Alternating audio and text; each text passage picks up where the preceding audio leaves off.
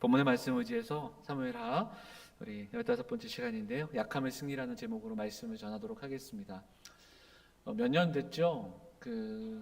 오징어 게임이라는 영화인가요? 드라마인가요? 시리즈가 있었어요. 저는 2편, 3편은 못 봤고 1편만 예전에 조금 봤었는데 그 중에서도 좀 기억나는 장면이 하나가 있습니다. 줄다리기 장면이에요. 기억하십니까?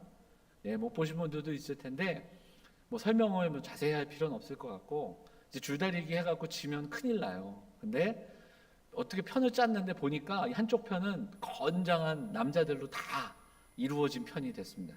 근데 이쪽 편은 어르신들, 여자들, 좀 약해 보이는 사람들이 줄을 이루는 편이에요. 이렇게 팀을 이상하게 짜게 된 거예요. 여러분, 그럼 줄다리기 하는데 그럼 누가 이깁니까? 건장한 남자들이 이기잖아요. 한 10명씩 하는데 건장한 남자 10명이 있는데 이쪽은 나이 많으신 분들 또 여인들 그리고 또 연약해 보이는 사람들이 있는 거예요. 자, 근데 누가 이겼을까요? 뭐 이렇게 얘기하면 눈치 빠르시게 얘기할 수 있겠죠. 건장한 사람들이 졌어요. 그래서 거기에 보면 거기에 계신 그 어르신 한 분이 줄다리기의 비법을 알려줍니다. 그래서 동시에 누워버리는 뭐 장면도 나오고요. 그리고 틈이 딱 생겼을 때 그때 온 힘을 다해서 그때 힘을 쓰는 그런 장면도 나오죠. 그래서 힘을 줘야 할 때, 힘을 빼야 할 때, 뭐 이런 그 내용들이 거기에 나와 있습니다. 어쨌든 누가 봐도 질 팀이 이기는 장면을 보여줍니다. 그래서 과연 진짜 저게 맞을까 보면서도 야 줄다리기 저렇게 저 방법으로 하면 이길까 하는 그런 의문도 들었습니다. 제가 운동을 별로 잘 안 좋아합니다. 뭐 그렇게 생겼죠. 누가 봐도 운동을 잘 못해요. 잘 못하다 보니까 운동을 좋아하는 편이 아닌데 그럼에도 불구하고 빼놓지 않는 운동은 매일 걷기 그리고 조금 할 줄 아는 탁구. 그래서 이제 탁구를 요즘 토요일날 우리 윤종아 지사님, 김주영 장로님, 이해찬 목사님 저 이렇게 좀 틈틈이 좀 치는데 그 중에서도 제가 제일 못 쳐요. 근데 팀을 이뤄서 이렇게 하면 재밌게 탁구를 하면서도 제가 많이 배우면서 합니다. 근데 제일 많이 듣는 소리가 뭘까요? 힘을 빼라예요. 힘을 빼야 됩니다. 공이 왔을 때 어떻게든 세게 한번 치려고 막 그래가지고는 잘 되지가 않아요. 힘을 빼고 자연스럽게 쳐야 되는데 그게 참 잘 되지 않습니다. 그럼에도 불구하고 이렇게 잘 가르쳐 주셔서 조금씩 배우고 있는데 제가 알기로는 뭐 탁구뿐이 아니라 여기 뭐 골프 치시는 분들도 계실 테고 또 요즘 야구 시즌인데 마지막 한국 시리즈 야구도 마찬가지라고 하더라고요. 이게 힘을 빼야 되는. 그래서 고수가 누구냐? 운동의 고수가 누구냐 할 때 힘이 센 사람이 아니라 힘을 잘 조절하는 사람이 고수다. 뭐 이런 이야기도 들은 적이 있습니다. 제가 왜 이 말씀을 드리냐면 우리 인생도 마찬가지고 신앙생활도 마찬가지가 아닌가. 제가 17장, 18장 이렇게 읽고 19장까지 읽어가며 어느 본문을 좀 멈춰서서 말씀을 전할까 생각하다가 2주 전에 이 18장 읽으면서 이 18장 전체 안에 담겨져 있는 좀 다윗이 멈춰야 하고 그리고 힘을 빼는 이야기, 이 이야기를 좀 주목하면서 인생을 살아가며 정말 힘있게 그리고 또 열심히 분주하게 살아가지만 때로는 스스로 멈출 때가 있고 내 의지가 아닌 상태에서 멈출 수밖에 없는 그런 때가 있는데 그때 성도는 어떻게 해야 할까? 좀 그런 묵상들을 좀 해보게 되면서 오늘 말씀을 좀 묵상하고 정리하고 나누고자 합니다. 자, 오늘 본문 18장의 위치는 다윗이 아들 압살롬에게 쫓겨나서 도망하다가 더 이상 도망할 수 없는 그때 이제는 맞서야겠구나. 그래서 팀을 정비하고 군대를 정비해서 압살롬의 군대와 맞서고자 하는 준비하는 그 장면이 오늘 본문의 배경입니다. 본문을 보면 다윗의 군대가 이스라엘과 싸웠다 이렇게 이름하고 있습니다. 이렇게 기록되어 있는 걸 보면 이것만 봐도 훨씬 불리했고 어디가 더 세력이 컸는지를 우리가 알 수가 있습니다. 다윗이 그만큼 불리했고 그만큼 열악한 상황이었다는 것도 알 수 있는데요. 그럼에도 불구하고 오늘 본문에 몇 사람의 장군의 이야기가 나오고 사무엘하 읽어보면 뒷부분에 마지막 장 가기 전에 다윗과 함께했던 장수들의 이름을 다 기록합니다. 그래서 그들이 어떻게 했고 어떻게 용맹스러웠고 이제 그 중에 한 3-4명 이름이 여기 나와 있는데 다윗 곁에 참 그럼에도 불구하고 용맹스럽고 지혜로웠던 부하들이 있었다. 그런 내용들도 오늘 본문을 통해서 알 수 있습니다. 그들이 이제 반격의 준비를 하고 이제 전투를 하려고 합니다. 더 이상 도망갈 수 없다. 이제는 맞서자. 그래서 이 전쟁을 통해 좀 회복하고자 하는 마음들이 있었습니다. 그리고 다윗은 이제 그들과 함께 전쟁에 나가려고 하죠. 다윗은 당연히 내가 가겠다. 내가 앞장서겠다. 나를 따르라. 이렇게 이야기를 시작합니다. 왜냐하면 다윗의 왕으로서의 권위가 지금 실추되어 있고 그리고 왕으로서의 정체성 이런 여러 가지 회복해야 되는 때이기 때문에 다윗이 당연히 앞으로 나아가 이 군사들을 이끌고 맞서야 하는 전투이기 때문에 그렇습니다. 다윗은 이 기회를 삼아서 어쨌든 회복하고 어찌됐든 자신의 자리로 돌아가야 하기 때문에 그렇습니다. 자, 그런데 우리가 읽었던 본문을 보면 백성들이 뭐라고 합니까? 장군들과 백성들이 그러지 말라고 이야기합니다. 왕은 나가지 마소서. 그러면서 하는 말이 그런 표현이 있어요. 왕은 우리 10,000명보다 더 귀합니다. 참 좋은 말이기도 하고요. 그리고 또 다윗을 염려하고 걱정하는 그런 모습들이 나와 있습니다. 자, 그런데 또 한 번 생각을 해보면 다윗의 입장에서 보면 조금은 씁쓸한 생각을 해보게 됩니다. 왜냐하면 지금까지 다윗은 왕으로서 그 용맹한 장수로서 왕으로서 백성들을 이끌고 그리고 백성들에게 찬사를 받았고 그리고 또 백성들을 이끌고 수많은 전투에서 승리했습니다. 그래서 명실공히 통일 왕국의 왕이 되었고 그 왕으로 있을 때 정말 많은 전투에서 이겼고 블레셋까지도 이겼던 그런 다윗이었습니다. 근데 이제 보면 아들에게 쫓김을 당하고 그리고 또 이제는 백성들의 오히려 걱정거리가 되는, 그러니까 백성이 보호해줘야 되고 백성이 지켜야 하는 리더, 보호자, 구원자가 아니라 장수와 백성들의 걱정과 염려 그리고 보호를 받아야 되는 그런 처지가 아닌가, 그런 생각도 해보게 됩니다. 그렇게 생각할 때 좀 씁쓸함이 있고 만약에 다윗 입장이었다면 어땠을까 하는 생각도 해보게 됩니다. 아마 마음은 골리앗과도 맞설 수 있는 그런 마음이었을 겁니다. 나도 할 수 있다. 그러면서 본문에 보면 나도 너희와 함께 나갈 것이다. 이렇게 선언하거든요. 그런데 말리고 있는 겁니다. 그러면 다윗이었으면 어떤 입장이, 다윗의 마음이 어땠을까 생각을 해보면 좀 속상했을 수도 있겠다. 그런 생각도 해보고 자존심이 상할 수도 있겠다. 그런 생각도 해보지만 이 모든 상황들 속에서 다윗은 너희가 좋게 여기는 대로 행하라. 내가 그렇게 하겠다 하며 자신의 의지와 자신의 걸음을 멈춥니다.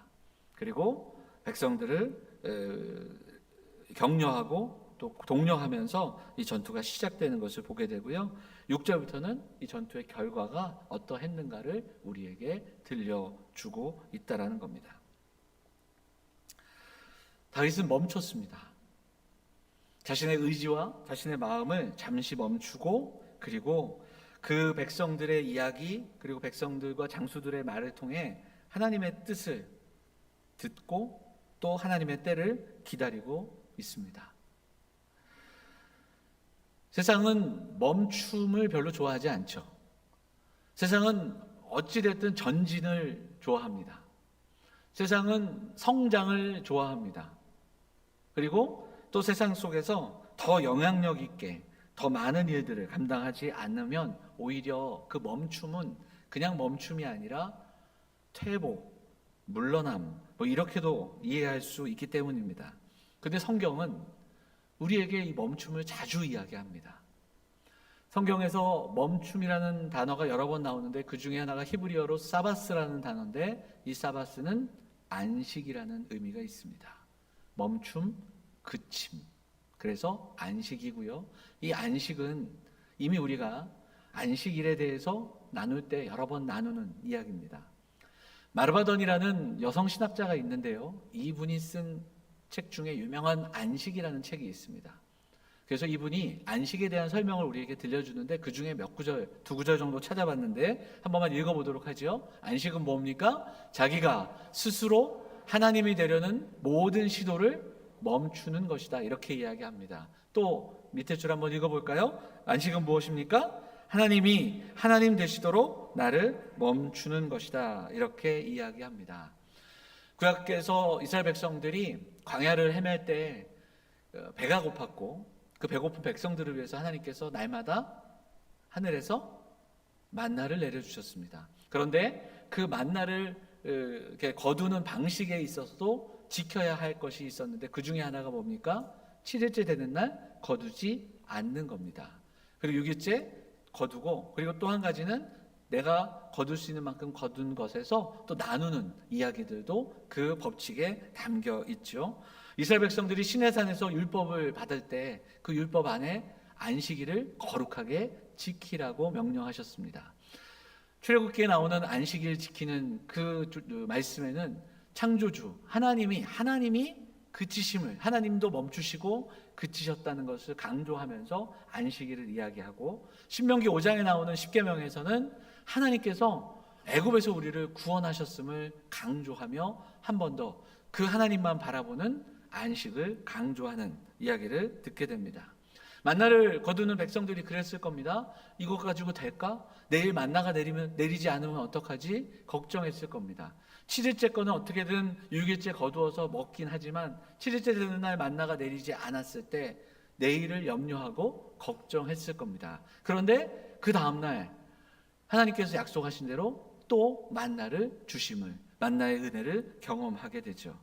감사함으로 멈추고 내일의 만나를 주시는 하나님의 신실함을 또 한 번 경험했던 이야기들이 출애굽기와 그리고 모세오경에 기록되어 있음을 보게 됩니다. 이 그침과 멈춤은 다윗에게 그리고 이스라엘 백성들을 겸손하게 합니다. 오늘도 본문을 보면 다윗은 겸손함으로 나아가게 되고요. 결국 여기에서도 스스로 자신의 삶을 통제하려는 통제를 멈추게 됩니다. 그리고 교만함을 내려놓게 되고요. 그리고 그 시간 속에서 하나님의 일하심을 경험하게 되는 겁니다. 사랑하는 여러분, 안식은 우리를 멈추게 하고 우리를 겸손하게 합니다. 왜냐하면 우리는 불완전하고 우리는 좀 무기력한 부분도 있고 연약합니다. 근데 세상 속에 살다 보니 우리는 완벽하기를, 그리고 좀 더 온전하기를, 좀 더 나아지기를 원하는 그 발걸음들이 우리에게도 있는데, 불완전한 나를 멈추게 하시고 완전하신 하나님을 예배하게 하시는 그러한 멈춤이, 그러한 안식이 우리에게도 요구되고 또 우리의 신앙 고백으로 그렇게 우리에게 주셨음을 기억하게 됩니다. 겸손의 반대는 교만이고, 교만은 패망의 선봉이라고 성경은 말씀하고 있고요. 원망과 불평의 원인이 됩니다. 이스라엘 백성들이 그 만나 사건이나 이 시내산에서의 어떤 그 율법의 말씀을 통해서 깨닫는 것이 있고 또 경험하는 것이 있지만, 사실 그것만 가지고는 안 되기에 끊임없이 불평합니다. 왜냐하면 내가 내 삶을 조정할 수 있을 때 우리는 안심합니다. 그래서 내가 어느 정도 조정하고 또 조율하고 또 이것을 움직일 수 있을 때 내 삶이 잘 돌아가고 있다고 생각하기 때문입니다. 조정이 멈춰지거나 또 조율이 안 될 때, 우리는 통제가 안 될 때 불안하기 시작하고 그것으로 인해 염려하게 됩니다. 대부분의 사람은 내 삶은 나하기에 달려있다, 그렇게 생각합니다. 그리고 이것이 틀린 얘기가 아니죠. 노력하고 준비하고 애쓰고 수고하고 성실하게 살아가야 됩니다. 그런데 중요한 것, 신앙인들은 분명히 여기에 한 가지를 더 기억하고 살아야 됩니다. 그렇게 살아가는 우리의 발걸음이지만 그것만 가지고 안 된다는 것 우리는 알고 있고 그리고 기억해야 됩니다. 계획하고 준비하면 다 그대로 잘 될 것이고 애쓰면 좋은 결과가 있을 것이다. 하지만 그것만 가지고 안 된다는 것 기억해야 됩니다.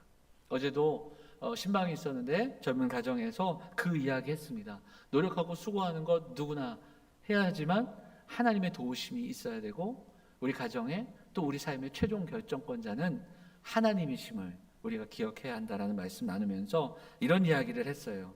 우리가 믿음으로 살아간다는 것은 미래를 스스로 통제하려는 교만함을 멈추는 일이고, 믿음으로 살아간다는 것은 오지 않은 내일을 미리 염려하는, 그래서 그 염려에 압도당하는 절망을 멈추는 것이다. 그런 이야기를 나눴습니다. 사랑하는 여러분, 우리도 마찬가지입니다. 그래서 우리가 오늘 살아가는 가운데 우리가 주일, 거룩한 주일을 지킵니다. 주의 날을 지키는 것은 부활하신 주의 부활을 이날 기억하고 그 주님을 예배하고 하나님을 예배하는 날입니다. 하지만 여 안에는 또 구약의 멈춤의 의미가 있습니다. 내가 열심히 달려가던 발걸음 멈추고 내 삶의 주인, 내 삶의 결정권자가 하나님이심을 알기에 그 하나님께 예배하고 그 하나님께 찬양하고 그 하나님을 예배하는 귀한 날, 우리가 오늘도 그 이야기를 함께 나누고 있는 것이고 그 하나님을 예배하는 겁니다. 아직도 오지 않은 내일의 염려를 인해 지금 절망하거나 그리고 압도당하는 그런 삶을 멈추고 내일 일은 내일이 염려할 것이라고 말씀하셨던 주님의 말씀 기억하며 오늘은 그래서 그 하나님을 한 번 더 예배하고 그 하나님을 높여드리는 귀한 날로 살아가는 것, 오늘 주시는 은혜 붙들고 오늘 믿음의 삶을 살아가는 사람들이 성도들이라는 것을 기억하게 됩니다. 사랑하는 여러분, 이스라엘 백성들을 향해서 하나님께서 모세를 통해 말씀하셨습니다. 출애굽기 14장 말씀 한번 볼까요? 14장 말씀 같이 함께 13절 14절 보겠습니다. 모세가 백성에게 이르되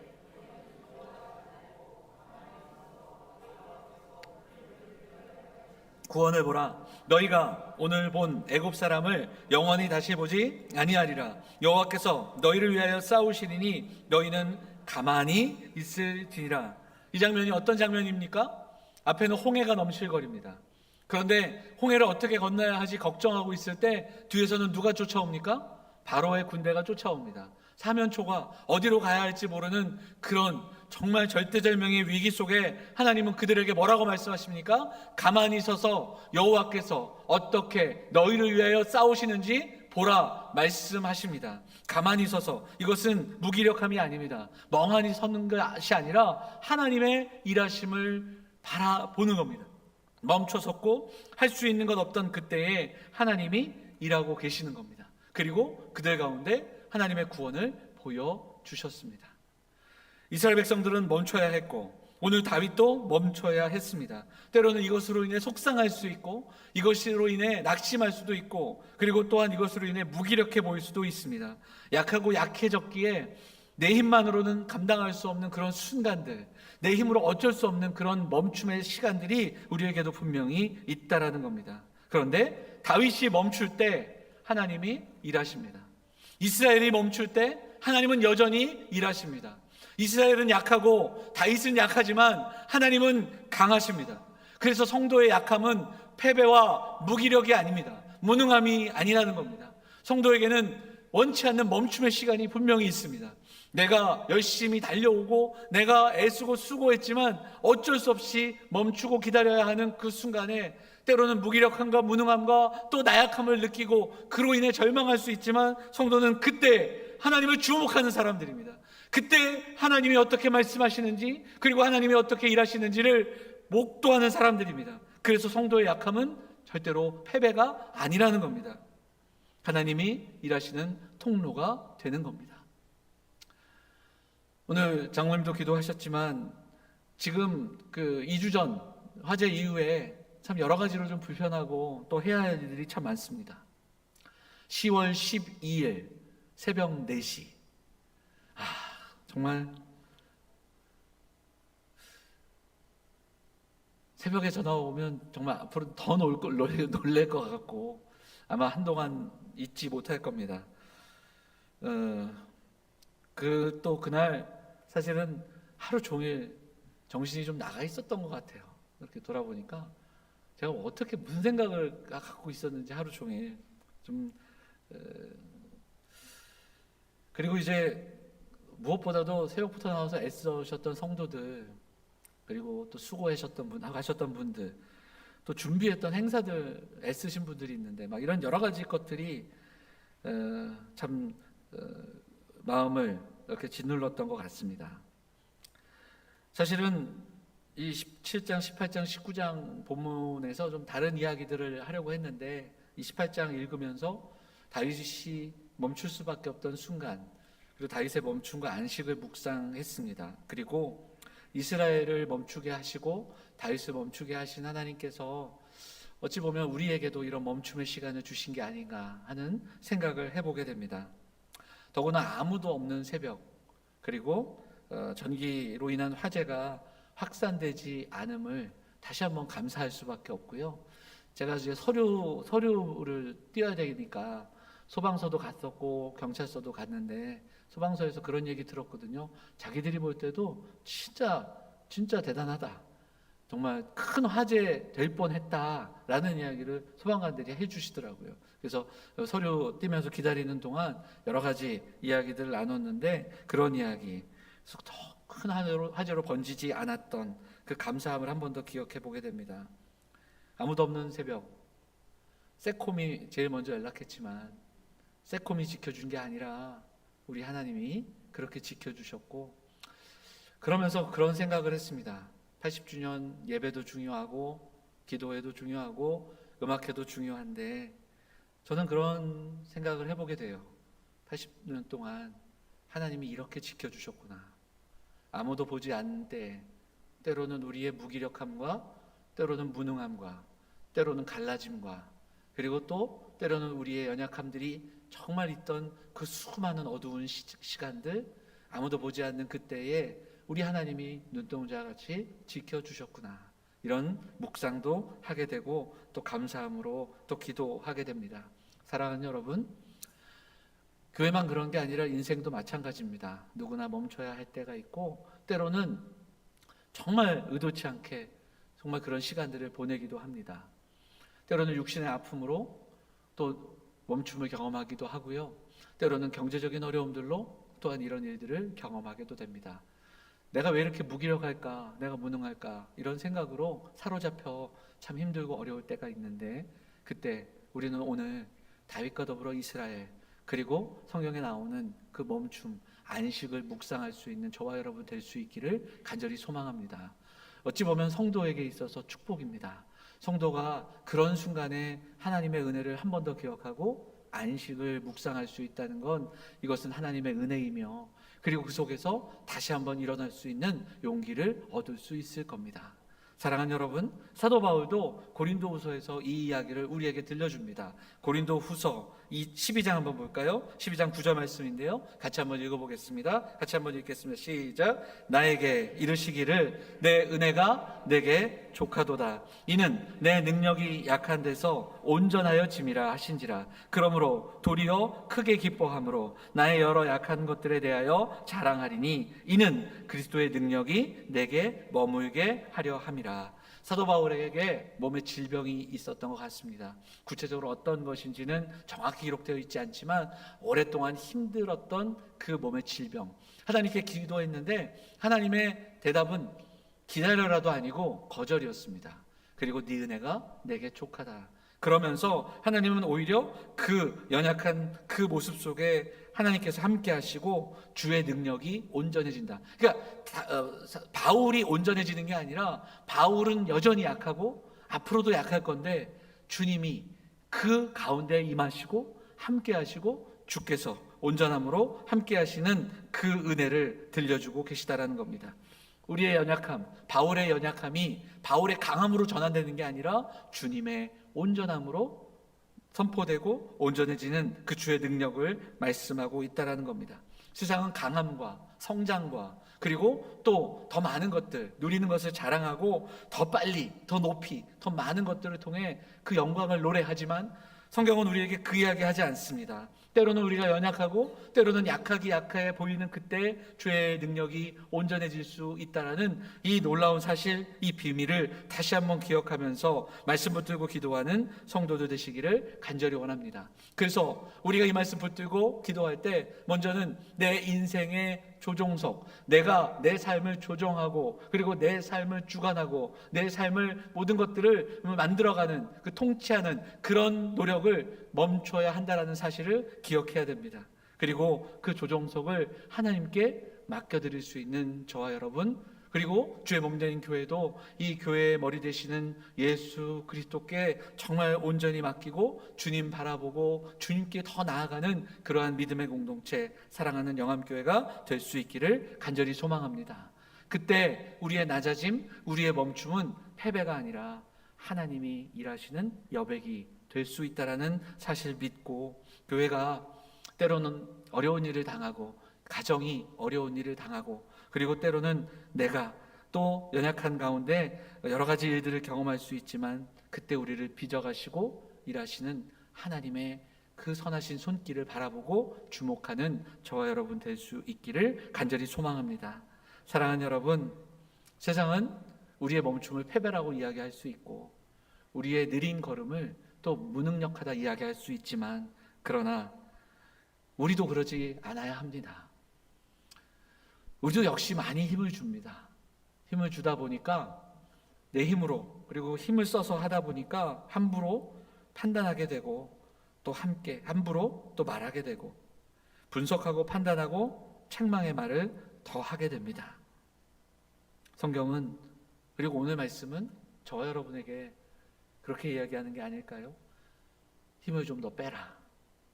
그리고 하나님께 나아가라. 그리고 하나님을 더 의지하라.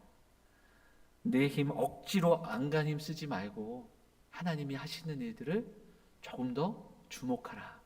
이렇게 이야기하는 것이 아닌가 묵상해 보게 됩니다.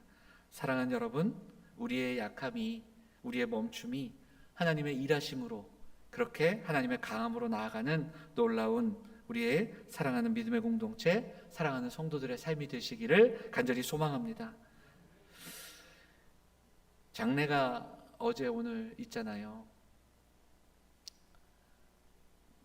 어제 신방을 하면서 그런 장례 이제 준비하면서 그런 생각을 했어요. 원래는 이제 이번 주 수요일에 부흥회가 있고, 사실은 교회가 굉장히 분주하고 바쁜 마음들이었을 겁니다.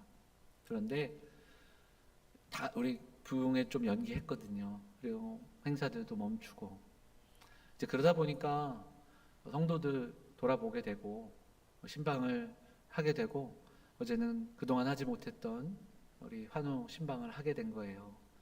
그래서 신방하고 너무 힘들어하는 모습 보면서 이제 같이 기도하고, 그리고 또 위로하고 돌아왔어요. 1시간 있다가 소천 소식을 듣게 됩니다. 멈춤, 그리고 그런 여백들, 그때 하나님이 우리에게 또 보여주시는 일들이 있는 것 같습니다. 분주하고 또 바쁘게만 있었다면, 또 부흥회 준비한다고 바빴다면 아마 이 장례도 또 분주하게 끝나지 않았을까 하는 생각도 하고요. 장례 말씀 준비하는 가운데 오늘도 또 소천하신 권사님의 소식을 들으면서 어찌 보면 지금 멈추는 이 멈춤들이 우리에게 주시는 그런 시간의 때가 있지 않은가 조심스럽게 생각해 보게 됩니다. 사랑하는 여러분, 멈춤의 은혜를 경험하는 우리 공동체 될 수 있기를 간절히 소망합니다. 장로님들 위해서 기도 많이 해주시고, 우리가 이때에 정말 하나님의 은혜와 하나님의 도우심을 경험하고, 그리고 사랑하는 가정들도 혹시 지금 힘들고 어려운 일들 속에 답답함으로 있다면 그냥 절망이나 그리고 속상함에 머물지 마시고 다시 한번 겸손함으로 하나님을 바라보고, 하나님께서 지금 우리에게 말씀하시는 그 말씀을 들을 수 있는 마음들, 그리고 그 하나님의 일하심을 경험할 수 있는 사랑하는 성도들, 사랑하는 가정들, 주의 몸된 교회, 우리 영암의 가족들 다 되시기를 주의 이름으로 축원을 드립니다.